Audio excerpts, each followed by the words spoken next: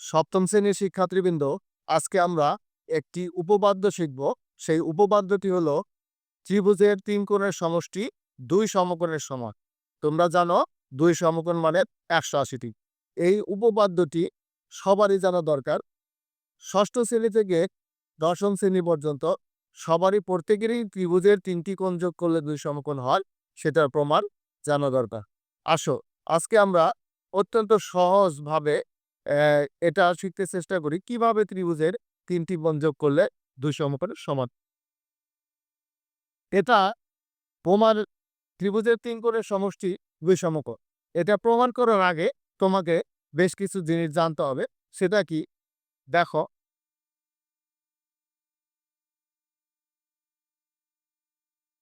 দুটো সমান্তরাল সরলরেখা, এই সরলরেখা দুটিকে যদি একটি রেখা ছেদ করে, তাহলে ছেদকের একই পার্শ্বে যে কোণগুলো উৎপন্ন হয়, এই কোণটাকে আমরা বলবো অনুরূপ কোণ, এবং এই অনুরূপ কোণ দুটি সমান হয়। এখন এই ছেদটা এভাবে করতে পারে, এই প্রান্ত বিন্দু দিয়ে করতে পারে, তাহলে এই কোণটা হবে অনুরূপ কোণ।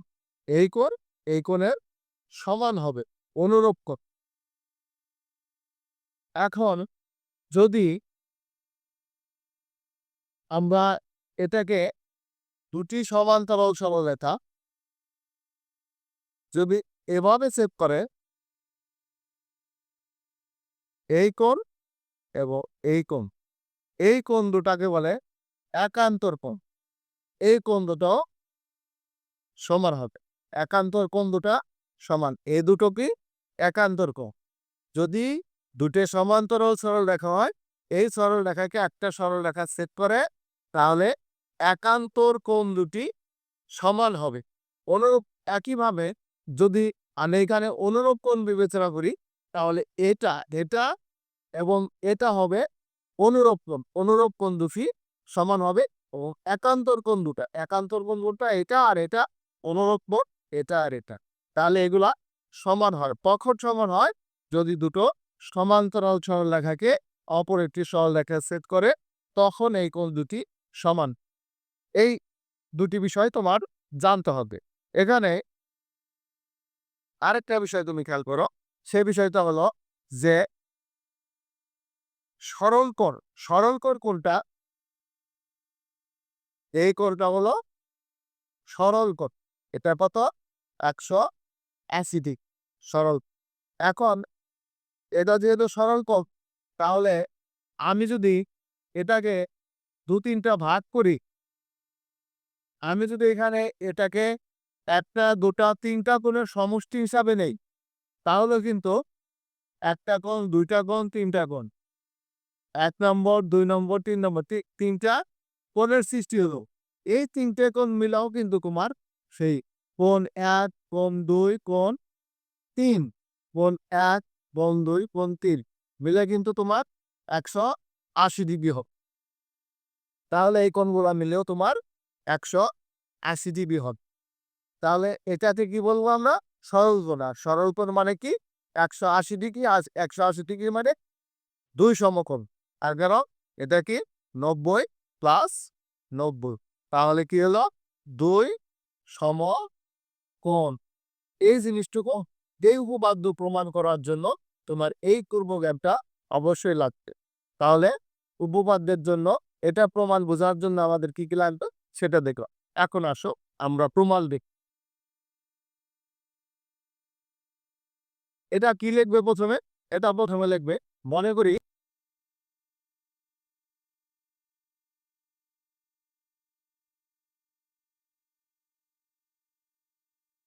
এবিসি একটি ত্রিভুজ।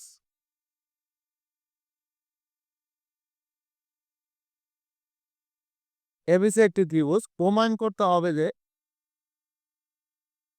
প্রমাণ করতে হবে যে, কি প্রমাণ করতে হবে? তিনটা পদ। এই কোণটা, এটা কি? এ কোণ। কোণের নাম তোমরা সবাই জানো এ কোণ। এটাকে আমরা কিভাবে লিখতে পারি? বি এ সি বা সি এ বি, যাই বলো, তাহলে আমরা এ কোণ লিখব। B A C. এখন লিখবো বি কোণ এ বি সি, কোণ এ বি সি। এখন লিখবো সি কোণ বি সি এ বা এ সি বি, যাই লিখি সেটা দ্বারাই হবে বি সি এ। এই তিনটা কোণ যোগ করলে কি হবে?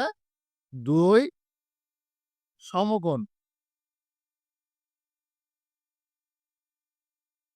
এটা যোগ করলে কি হবে? দুই সমকোণ হবে। এটা আমাদের প্রমাণ করে দেখাতে হবে। তাহলে এই প্রমাণটা করার জন্য আমাদের এই ত্রিভুজ থেকে আমরা প্রমাণ করব কিছুটা আমাদের অঙ্কনের প্রয়োজন আছে। সে অঙ্কনের প্রয়োজন কি? এই যে এবি বাহু, এবি বাহুর সমান্তরাল করে আমি একটা রেখা আঁকবো সি বাহু, এবং এই বিসি রেখাকে ডি পর্যন্ত বর্ধিত করব। তাহলে এখানে অঙ্কন কি? অঙ্কন হলো, কি করলাম? বিসি বাহুকে জি পর্যন্ত বর্ধিত করি, জি পর্যন্ত বর্ধিত করি। একই সি বিন্দু দিয়ে, সি বিন্দু দিয়ে এবি এর সমান্তরাল করে,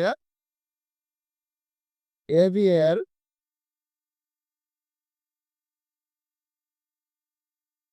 সমান্তরাল করে সি রেখা আঁকি। এই হলো তোমার অঙ্ক। তাহলে এটা আমাদের প্রমাণ করতে হবে। এই প্রমাণটা করার জন্য এই অঙ্কটুকু আমাদের প্রয়োজন। এবার আসো আমরা কিভাবে প্রমাণ করব তিন কোণের সমষ্টি দুই সমকোণ। আমরা এখানে এটা এই কোণ এবং এই কোণ যোগ করলে যে তিন সমকোণ হবে, সেটা কিভাবে হবে সেটার প্রমাণটা আমরা এবার দেখ।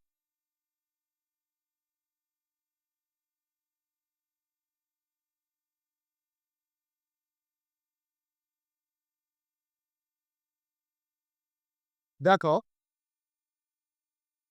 এডি বাহু সি বাহু সমান্তরাল। প্রমাণ: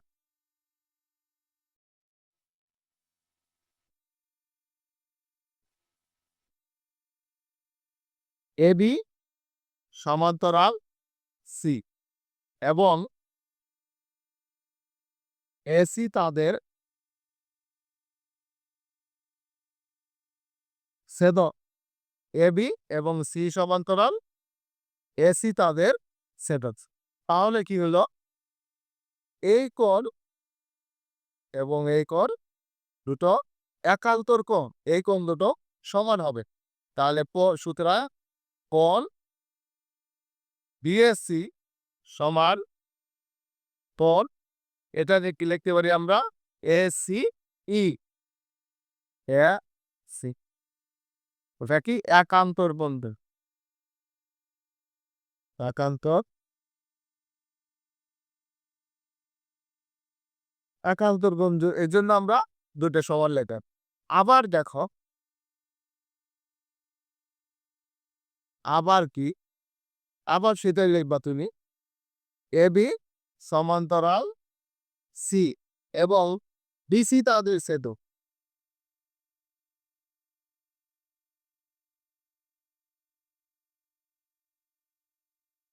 এই ডিসি তাদের ছেদক। তাহলে এই বিসি যেহেতু ছেদক, তুমি এটুকু মনে করো এটুকু নাই। এবি সমান্তরাল সি আর বিসিটা তাদের ছেদক। এই এই বিন্দুতে ছেদ করেছে, এইভাবে ছেদ করেছে। তাহলে এটা এবং এটা অনুরক্ত।